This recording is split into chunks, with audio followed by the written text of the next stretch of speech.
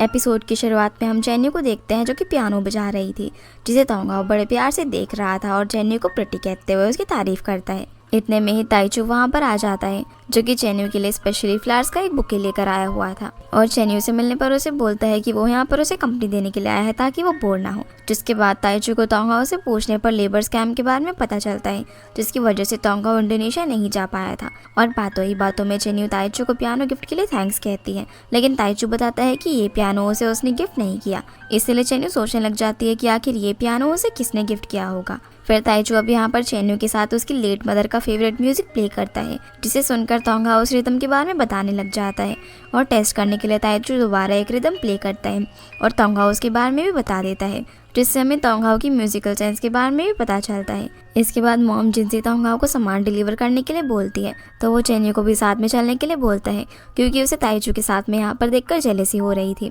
और बहाना बनाता है कि उसे रास्ता नहीं पता है। तो जेन्यू भी उसके साथ जाने के लिए मान जाती है और ताइचू को बाद में पियानो प्रैक्टिस करने के लिए आने को कहती है। और क्योंकि जेन्यू के पैर की मोच अभी पूरी तरह से ठीक नहीं हुई थी तो तोंगहाओ उसके मना करने पर भी उसे गोद में उठाकर नीचे लेकर आता है, जहाँ पर ताइचू बेचारा तो बस उदास होकर उसे देखता रह जाता है। फिर जेन्यू तोंगहाओ की म्यूजिकल नॉलेज की तारीफ करती है और बताती है कि पहले शायद तुम किसी कॉन्सर्ट या हॉल में वेटर रहे होंगे। सीन अब ताइचू पर आता है जो कि किसी को ग्वानमेई विलेज की इन्फॉर्मेशन दे रहा था और बताता है कि व्हाइट डॉल्फिन्स वाली बात सच हो सकती है, लेकिन अभी वो एविडेंस ढूंढ रहा है। जिसके जवाब में वो आदमी कहता है कि अगर ये बात सच है तो उनका प्लान अच्छे से काम करेगा। इसके बाद हम जेन्यू को देखते हैं जिसका पैर अब पूरी तरीके से ठीक हो चुका था, जिसके लिए तोंगहाओ भी काफी खुश होता है। आगे हम मिस्टर तांग को देखते हैं जिन्होंने अभी तक कॉन्ट्रैक्ट साइन नहीं किया था, तो शू और यूनी उन्हें कॉन्ट्रैक्ट साइन करने के लिए समझाने लगते हैं, जिस पर मिस्टर तांग काफी गुस्सा हो जाते हैं क्योंकि वो किसी भी हालत में इस होटल को बचाना चाहते थे। इधर मॉम और जेन्यू जब अपनी शॉप का हिसाब लगा रहे होते हैं तो तोंगहाओ इनसे हिसाब वाली बुक मांगता है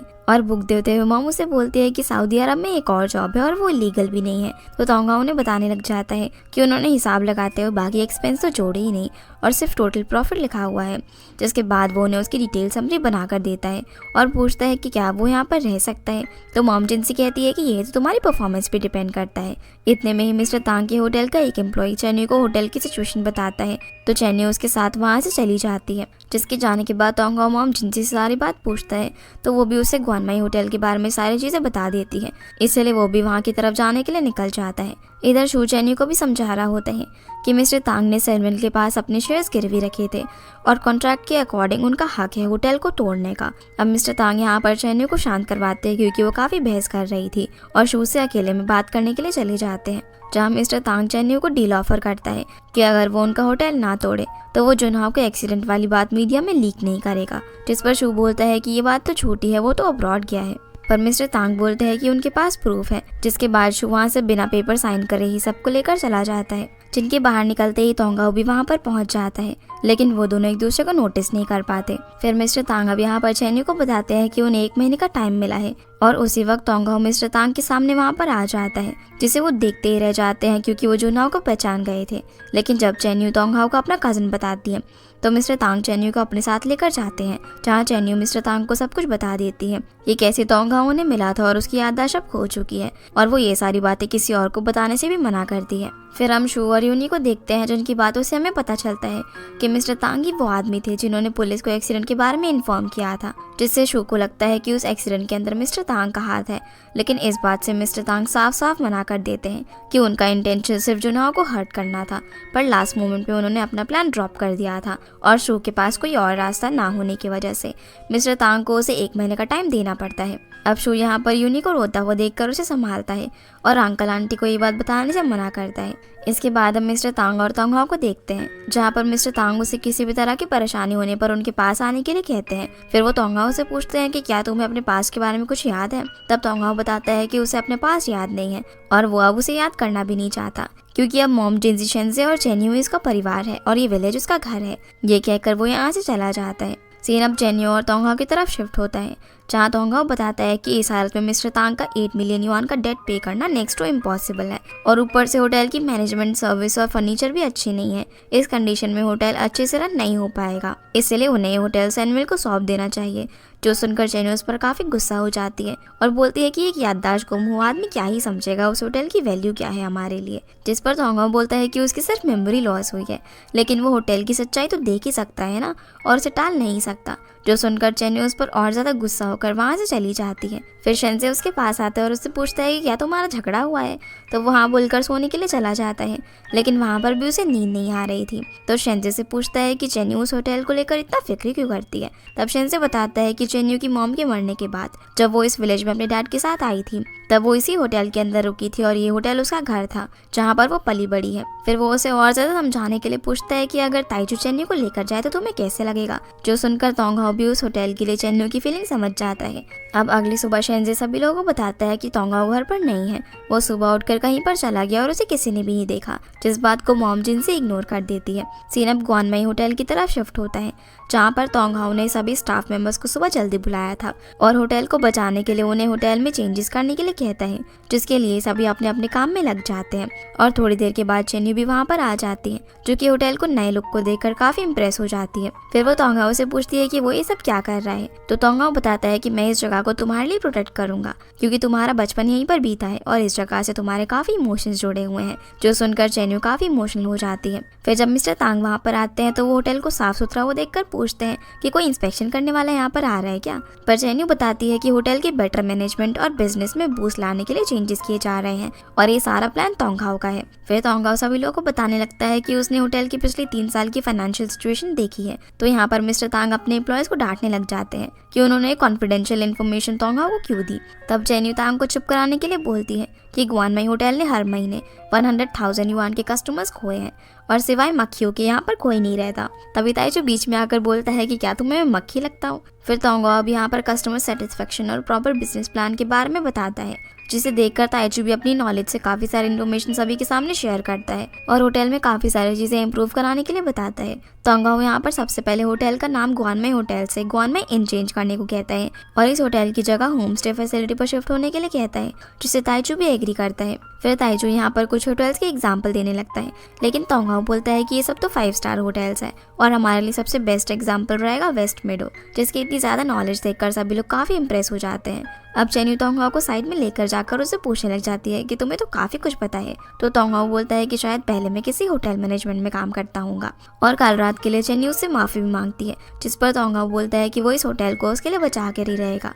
इसी बीच एक स्टाफ मेंबर ताइचू से पूछता है कि वो इतने टाइम से यहाँ पर है और उन लोगों की मदद भी कर रहा है। तो ताइचू बोलता है कि मैं इसीलिए हेल्प कर रहा हूँ क्योंकि ये जगह बेस्ट डिजर्व करती है। जिसके बाद मिस्टर तांग तोंगहाओ को ग्वानमेई होटल के अंदर एडवाइजर की जॉब ऑफर करते हैं, लेकिन मॉम जिनसी मना करते हुए कहती है कि तोंगहाओ उनका एम्प्लॉय है और जब तक वो हमारा कर्जा नहीं चुकाता हम उसे तुम्हें नहीं देंगे। तो मिस्टर तांग बोलते हैं कि तुम भला उसे कौन सा सैलरी देती हो, पर मैं उसे सैलरी दूंगा, और दोनों यहाँ पर लड़ने लग जाते हैं। तो चेन्यू इनका झगड़ा यहाँ पर सॉल्व कराने के लिए बोलती है कि आप सैलरी डायरेक्ट मॉम को ही दे देना, जिस पर वो एग्री करते हैं। पर मॉम जिनसे यहाँ पर 1 मंथ की एडवांस सैलरी मांगती है, तो मिस्टर तांग कहते हैं कि वो 1 मंथ की सर्विस के बाद ही देंगे, जिस पर उनकी दोबारा से बहस शुरू हो जाती है और चेन्यू और तोंगहाओ इन दोनों को लड़ता हुआ छोड़कर यहाँ से चले जाते हैं। इसके बाद हम ताइचू और तोंगहाओ सबको अपना काम करते हुए देखते हैं। तब मिस्टर तांग बोलते हैं कि उन्हें एक सुंदर सी लड़की चाहिए रिसेप्शनिस्ट के लिए, जो सुनकर चेन्यू को लगता है कि मिस्टर तांग उसकी बात कर रहे हैं।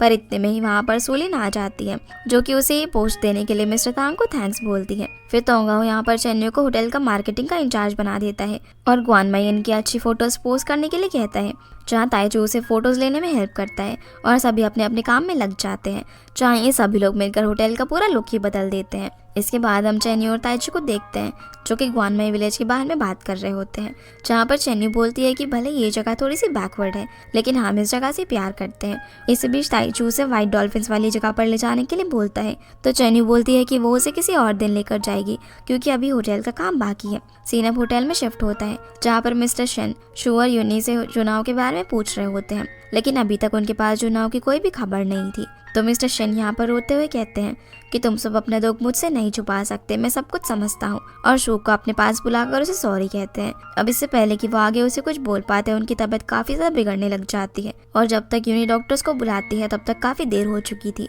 क्योंकि मिस्टर शेन अब इस दुनिया में नहीं रहे थे, जो देखकर सभी लोग काफी ज्यादा रोने लग जाते हैं, और ये काफी इमोशनल सीन था। इसके बाद हम तोंगहाओ को देखते हैं, जो कि अचानक से काफी ज्यादा सैड फील करने लगता है। जहाँ चेन्यू की पूछने पर वो बताता है कि उसे ना अजीब सी बेचैनी जैसे हो रही है, जैसे कि वो किसी इंपॉर्टेंट चीज को खोने वाला हो। तो चेन्यू बोलती है कि शायद तुम्हें तुम्हारी पुरानी मेमोरीज से कुछ याद आ रहा होगा, या फिर हो सकता है कि तुम्हारी फैमिली तुम्हें याद कर रही हो। तो वो कहता है कि उसे तो ये भी नहीं पता कि उसकी फैमिली है भी या फिर नहीं, पर मेरे लिए तो अब तुम ही मेरी फैमिली हो। जिसकी ये बात सुनकर चेन्यू इमोशनल हो जाती है। फिर तोंगहाओ उसके शोल्डर पर अपना सर रख देता है और कहता है कि उसे इस वक्त उसके सपोर्ट की जरूरत है, और यहाँ पर दोनों काफी क्यूट मोमेंट शेयर करते हैं। अगली सुबह हम ग्वानमाई इन को देखते हैं, जो कि अब होम स्टे बन चुका था, और वहाँ पर काफी सारे कस्टमर्स भी आ जाते हैं, जिनके वेलकम के लिए मिस्टर तांग के साथ पूरा स्टाफ वहाँ पर मौजूद था। जहाँ तोंगहाओ टीम के टूर गाइड को वीआईपी पैकेज फ्री में देता है। सीन अब सैमुअल कंपनी की तरफ आता है, जहाँ पर चेयरमैन की जगह पर कंपनी को हैंडल करने अब मिसेस शेन आई होती है, जिनके सामने मिस्टर जैंग जनरल मैनेजर के इलेक्शन के लिए कहते हैं, क्योंकि जुनाओ तो अपने डैड के फ्यूनरल पर भी नहीं आया था, तो उसे कोई उम्मीद नहीं थी कि अब जुनाओ अब्रॉड से वापस आने वाला है। और काफी बातचीत के बाद सभी लोग मिस्टर जैंग को जनरल मैनेजर के लिए इलेक्ट कर देते हैं, जहाँ पर मिसेस शेन जैंग को उनका भरोसा ना तोड़ने के लिए कहती है और डॉक्यूमेंट्स पर साइन कर देती है, क्योंकि उन्हें तो बिजनेस के बारे में ज्यादा नॉलेज नहीं थी। फिर सबके जाने के बाद वो शू को बताती है कि उन्होंने उसे इंटरिम चेयरमैन बना दिया है, ताकि वो मिस्टर जैंग के गलत इरादों को रोक सके। सीन अब शिफ्ट होता है, जहाँ पर तोंगहाओ सभी लोगों के साथ बैठकर प्रॉफिट को कैलकुलेट कर रहा था, जो कि 5200 युआन था, जिसे देखकर सभी लोग काफी खुश होते हैं, और इसका सारा क्रेडिट सुलिन अपनी खूबसूरती के साथ साथ तोंगहाओ और ताउजू को देती है। फिर सुलिन तोंगहाओ को वीचैट पर आज की डिटेल भेजती है, और क्योंकि तोंगहाओ ने उसे वीचैट पर ऐड कर लिया था, इसलिए चेन्यू उसे घूरने लग जाती है, जिससे उसकी जेलसी साफ साफ झलक रही थी। पर जब सुलिन ताइचू से उसकी आईडी मांगती है, तो वो उसे अपनी जीमेल आईडी बता देता है, जिससे सुलिन का चेहरा लटक जाता है। इसके बाद सभी लोग सेलिब्रेट करने के लिए साथ में डिनर करते हैं और काफी एंजॉय करते हैं। इसके बाद हम मिस्टर जैंग को देखते हैं, जो कि जनरल मैनेजर के ऑफिस में बैठे हुए थे, और वो ग्वानमाई प्रोजेक्ट को कल से शुरू करने का ऑर्डर देते हैं। तभी वहाँ पर डायरेक्टर लिन और शिव आ जाते हैं, जो कि मिस्टर जैंग को बताते हैं कि मिसेस शेन ने शू को इंटरिम चेयरमैन बना दिया है। जो सुनने के बाद वो शू से मिलने के लिए चाहता है, जहाँ वो शू को इंटरिम चेयरमैन बनने के लिए कांग्रेट्स करता है और उन्हें उनके डिसीजन में कोऑपरेट करने के लिए कहता है। जिस पर शू से कहता है कि तुम्हें जो चाहिए था वो तो तुम्हें मिल गया है ना। तो मिस्टर जैंग बोलते हैं कि तुम तो होशियार आदमी हो, वरना तुम भी बेवकूफों की तरह धोखा खा जाते। जहाँ शू को उसकी बात समझ नहीं आती, तो मिस्टर जैंग उसे समझाने लगते हैं कि शू के डैड कंपनी के पहले 3 शेयर होल्डर्स में से एक थे। भले ही उनके रिलेशन मिस्टर शेन से काफी अच्छे थे, पर इसके बावजूद उन्होंने अपने पूरे शेयर्स कभी भी किसी को नहीं दिए। और क्या तुम्हें इस बारे में कुछ अजीब नहीं लगता? जिस पर शू से यहाँ पर झूठे आरोप लगाने से मना करता है और कहता है कि मैं तुम्हारी तरह नहीं सोचता। फिर वो बताता है कि उन्होंने अपने शेयर्स वॉलंटरी ट्रांसफर किए थे और दोस्ती उनके लिए सबसे पहले मायने रखती थी, जिससे हम समझ पाते हैं कि मिस्टर जैंग सिर्फ शू को यहाँ पर भड़काने के लिए आए थे, ताकि वो उसे शेन फैमिली के खिलाफ कर सके। लेकिन ऐसा नहीं हो पाता, इसीलिए वो यहाँ से चला जाता है। इसके बाद हम मिस्टर तांग को देखते हैं, जो सोच रहे होते हैं कि वो शू को बता दे कि जुनाओ यहाँ पर है उनके विलेज में, पर फिर वो अपने होटल के बारे में सोचकर ऐसा नहीं करते। अगले दिन हम ग्वानमाई होटल को देखते हैं, जहाँ पर मिस्टर जैंग पैसों से भरे हुए सूटकेस होटल को डिमोलिश करने के लिए वहाँ पर लेकर आते हैं, और सभी लोगों को लालच देकर ये जगह खाली करने के लिए बोलते हैं, ताकि वो यहाँ पर अपना प्रोजेक्ट शुरू कर सके। जो चीज मिस्टर तांग शू को फोन करके बता देते हैं, तो शू कहता है कि वो जल्दी ही वहाँ पर आ रहा है। इधर मिस्टर जैंग सभी लोगों को लालच देने लग जाते हैं कि उन्होंने कंपनसेशन की अमाउंट 3 गुना कर दिया है, और कॉन्ट्रैक्ट साइन करने के बाद वो लोग पैसा लेकर जा सकते हैं। जो सारी चीजें शेन से फोन करके चेन्यू को बताता है। फिर मिस्टर जैंग लोगों को और मैनिपुलेट करने लग जाते हैं और बोलते हैं कि जो पेपर्स पे आज साइन करेगा उसे सैमुअल की तरफ से प्रॉपर्टी पे डिस्काउंट भी मिलेगा। जो सुनकर मिस्टर ली और बाकी के विलेजेस भी साइन करने के लिए मान जाते हैं। दूसरी तरफ हम ताइचू, तोंगहाओ और चेन्यू को देखते हैं, जो कि होटल को बचाने के लिए व्हाइट डॉल्फिन्स के बारे में कुछ पता कर रहे होते हैं। फिर वो डेविल फॉरेस्ट की तरफ जाते हैं व्हाइट डॉल्फिन के होने का एविडेंस ढूंढने के लिए। और इधर मिस्टर तांग सभी लोगों को अपने पूर्वजों की जमीन ना छोड़ने के लिए कहते हैं, लेकिन इतने पैसों के आगे कोई भी उनकी बात नहीं सुनता। इसीलिए अब मिस्टर जैंग होटल को तोड़ने का ऑर्डर दे देते हैं, जिसे देखकर मिस्टर तांग उस मशीन के आगे खड़े हो जाते हैं, जिस कारण से मशीन को रुकना पड़ जाता है। अब सभी लोग यहाँ पर मिस्टर तांग को समझाते हैं, लेकिन वो कॉन्ट्रैक्ट पेपर्स उठा लेते हैं, जिस कारण से सभी लोगों में काफी बहस होने लग जाती है, और मिस्टर जैंग इन सब का काफी मजा ले रहे थे। इसी बीच मॉम जिंजी चेन्यू को फोन लगाती है और उसे वहाँ पर जल्दी से आने के लिए कहती है, तो चेन्यू उन्हें बोलती है कि ये सब कुछ जितना हो सके उतना डीले करो। सीन अब चेन्यू और बाकी लोगों पर शिफ्ट होता है, जो कि डेविल फॉरेस्ट में अंडर वाटर डाइविंग सूट के साथ उस खड्डे के पास जाते हैं जहाँ वो पहले गिरी थी। फिर वो एक एक करके उसमें नीचे उतर जाते हैं। सीरप वापस से मिस्टर तांग के पास आता है जहाँ पर मॉम जिनसी काम में देरी लाने के लिए मिस्टर तांग से झगड़ा करने लग जाती है और मिस्टर तांग एक एक करके सारे कॉन्ट्रैक्ट पेपर्स फाड़ने लग जाते हैं और ये पूरा तमाशा देखकर मिस्टर जैंग काफी ज्यादा खुश हो रहे थे। फिर हम चैन्यू को देखते हैं जो कि ताइचू और तोंग के साथ बीच पर पहुंच जाती है, जिनकी बातों से हमें पता चलता है कि व्हाइट डॉल्फिन एक इंडेंजर्ड स्पीशीज है और अगर वो व्हाइट डॉल्फिन्स का इस आइलैंड पर होना प्रूव कर देंगे तो वो लोग इंडेंजर्ड स्पीशीज को प्रोटेक्ट करने के लिए सैनवेल की कमर्शियल डेवलपमेंट प्रोजेक्ट को रोक सकते हैं। अभी लोग चैन्यू को बीच पर छोड़कर पानी में डॉल्फिन्स को ढूंढने के लिए निकल जाते हैं। हालांकि तोंगहाओ को तैरना नहीं आता था पर वो डाइविंग सूट पहनकर तैर सकता था। इधर मिस्टर तांग और जिनसी जब लड़ रहे होते हैं तब लड़ते लड़ते बेचारे काफी थक जाते हैं, पर इतने में ही सारे विलेजर्स मिस्टर तांग के ऊपर सड़े हुए सब्जियां वगैरह सब फेंकने लग जाते हैं और तभी मिस्टर शू वहाँ पर यूनी के साथ आ जाते हैं जो कि मिस्टर जैंग को ये सब रोकने के लिए कहते हैं और बताता है कि उसने मिस्टर तांग को 1 महीने का टाइम दिया हुआ है, इससे पहले वो लोग ये सब नहीं कर सकते। इसी बीच मॉम जिनसी मिस्टर तांग को बचाने के लिए उन्हें एक अम्ब्रेला से कवर कर देती है, पर तभी उन पर कोई एक बड़ा सा बॉक्स फेंक देता है और मॉम जिनसी को बचाने के लिए मिस्टर तांग उस बॉक्स के आगे आ जाते हैं, जिस वजह से उन्हें कमर में चोट लग जाती है और वो नीचे गिर पड़ते हैं। वहीं बीच पर तोंगा और ताइचू वापस आ जाते हैं और बताते हैं कि उन्हें एविडेंस मिल गया है, जो सुनकर चैन्यू काफी खुश होती है। इधर मिस्टर तांग सभी विलेजर्स को गुआनमाई विलेज छोड़कर ना जाने के लिए कहते हैं और उसकी इम्पोर्टेंस के बारे में बताने लग जाते हैं कि वो सभी लोग यहीं पर पले बड़े हैं और अगर वो लोग इसे छोड़कर चले जाएंगे तो वो बाद में इस विलेज में घूमने के लिए तो आ सकते हैं, लेकिन उनकी यादें फिर वहाँ पर नहीं रहेंगी। जहाँ उनके काफी समझाने के बाद विलेजर्स को भी ये बात समझ में आ जाती है कि वो अपने पूर्वजों की बसाई हुई जगह के साथ कितना गलत कर रहे हैं। सीना फिर से चैन्यू पर आता है जहाँ ये लोग बीच से एविडेंस लेकर निकल ही रहे थे, पर तभी रस्सी के खुलने की वजह से तोंगहाओ उस गड्ढे के अंदर गिर जाता है और उसके सर पर पत्थर से टकराने की वजह से चोट लग जाती है। जहाँ चैन्यू उसकी मदद करने के लिए वहीं पर रुकना चाहती थी, लेकिन तोंगहाओ से बोलता है कि तुम्हें फोटोज लेकर वहाँ पर जाना होगा, नहीं तो काफी देर हो जाएगी, और सैनविल को रोकने के लिए वो उसकी हिम्मत बढ़ाता है। फिर ताइची भी उसे समझाता है और कहता है कि वो तोंगहाओ को यहाँ से निकाल लेगा और तुम्हें वापस जाना चाहिए, जिसके लिए चैन्यू मान जाती है। सीनब वापस से गुआनमाई विलेज की तरफ आता है जहाँ पर शू सभी लोगों को कॉन्ट्रैक्ट साइन करने के लिए टाइम देता है, पर मिस्टर जैंग सभी लोगों को एक बेटर फ्यूचर का सपना दिखाने लग जाता है और सभी को साइन करवाने के लिए कन्विंस करने लग जाता है। इतने में ही वहाँ पर चैन्यू व्हाइट डॉल्फिन्स की एग्जिस्टेंस का प्रूफ साथ में लेकर आ जाती है और मिस्टर जैंग के सामने डटकर खड़े होकर उसे लॉ के काफी सारे रूल्स वगैरह बताने लग जाती है कि लॉ के अकॉर्डिंग एंडेंजर स्पीशीज के हैबिटेट जोन में किसी भी तरह की डेवलपमेंट करना मना है। फिर वो उसे मरीन एनवायरनमेंट प्रोटेक्शन एक्ट के बारे में बताने लग जाती है, जिसकी बातें और कॉन्फिडेंस को देखकर मिस्टर जैंग और शू को जुनहो की याद आ जाती है और वो बताती है कि उनके पास व्हाइट डॉल्फिन्स की प्रोटेक्शन के लिए क्वालिफाइड लोग भी हैं। इसीलिए अगर इस सब के बाद तुमने यहाँ से एक पत्थर भी हटाया तो तुम लीगल प्रॉब्लम में फंस जाओगे और एक के बाद एक प्रॉब्लम्स के लिए रेडी रहना। जिसकी ऐसी बातें सुनकर मिस्टर जैंग की भूलती बंद हो जाती है। फिर शो अब यहाँ पर मिस्टर जैंग को डॉल्फिन्स के बारे में पता करने के लिए कहता है, जिसके बाद अगर चैन्यू की बात सच हुई तो वो लोग गुआनमाई विलेज के प्रोजेक्ट को कंटिन्यू नहीं कर सकते। फिर चैन्यू भी यहाँ पर सभी विलेजर्स को समझाती है कि वो खुद गुआनमाई विलेज को एक बेटर प्लेस बनाएंगे और शू भी यहाँ पर गाँव वालों से माफी मांगता है और जल्दी कोई ना कोई सोल्यूशन निकालने का भरोसा दिलाता है, जिस वजह से यहाँ पर तो सब कुछ सॉर्ट हो जाता है। और फिर चैन्यू यहाँ से सीधा हॉस्पिटल तोंगहाओ से मिलने के लिए जाती है, जहाँ पर तोंगहाओ को चोट लगने पर ताइचू चेकअप कराने के लिए लेकर आया था, पर चैन्यू यहाँ पर किसी और को तोंगहाओ समझ लेती है, जिससे काफी ज्यादा चोट आई हुई थी, इसलिए वो उसे देखकर जोर जोर से रोने लगती है और उसे कहती है कि वो आगे से कभी भी उसे तंग नहीं करेगी, वो उसे माफ कर दे। तभी पीछे से तोंगहाओ ताइचू के साथ वहाँ से बाहर आता है और वो दोनों चैन्यू को ऐसा करते हुए देखकर हंसने लगते हैं और जैसे ही चैन्यू यहाँ पर उसे सही सलामत देखती है तो वो काफी इमोशनल हो जाती है, जिसे इस तरह देखकर तोंगहाओ उसे गले लगा लेता है और इन दोनों को इस तरह साथ में देखकर ताइचू थोड़ा सा अपसेट हो जाता है। अब जब ये लोग वापस से गुआनमाई होटल जाते हैं तो वहाँ पर इन लोगों का शानदार तरीके से वेलकम होता है, जहाँ सभी इन तीनों को थैंक्स कहते हैं आज के लिए। इसी बीच सभी लोग मॉम जिनसी को भी बोलने लग जाते हैं कि कैसे उन्होंने आज मिस्टर तांग को अम्ब्रेला से बचाया, पर इसके बीच में भी इन दोनों की फिर से बहस शुरू हो जाती है। अगले सीन में तोंगहाओ छत पर अकेले बैठा हुआ था और हमें पता चलता है कि हॉस्पिटल में डॉक्टर ने तोंगहाओ को बताया कि एक छोटी सी सर्जरी के बाद तुम्हारी पुरानी याददाश्त वापस आ जाएगी। तभी चैन्यू वहाँ पर आ जाती है, जो कि तोंगहाओ के लिए जूस लेकर आई थी,